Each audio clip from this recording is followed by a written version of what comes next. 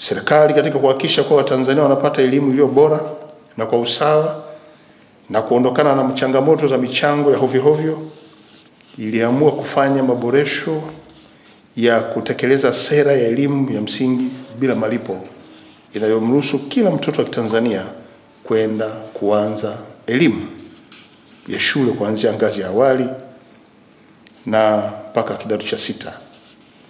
Na elimu ya kati na ya juu, serikali imeamua kutenga fedha kwa ajili ya kutoa mikopo kwa nafasi hizo.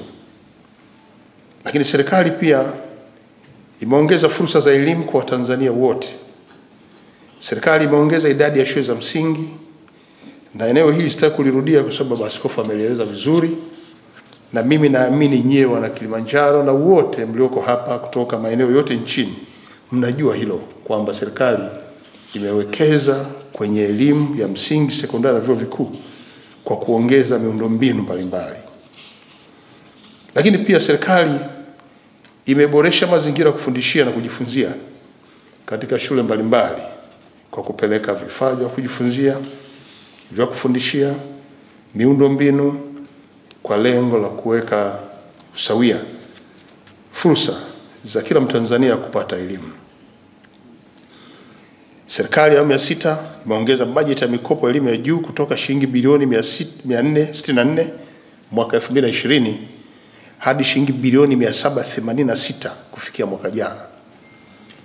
Na tunatarajia pia bajeti ya mwaka huu inaweza kuwa na nyongeza kwa lengo la kufungua milango kwa wanafunzi wengi ili waweze kupata elimu ya juu, pamoja na wale wenye masomo ya kipaumbele ikiwemo masomo ya afya, sayansi na ufundi stadi.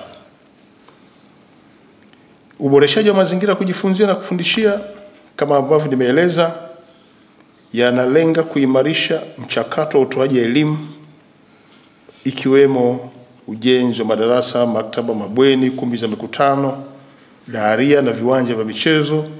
Vimekuwa ni muhimu sana katika kufanya mazingira kujifunza na kufundishia kuwa mazuri na bora, na kuchochea zoezi la kujifunza na kupata maarifa kwa wanafunzi wetu.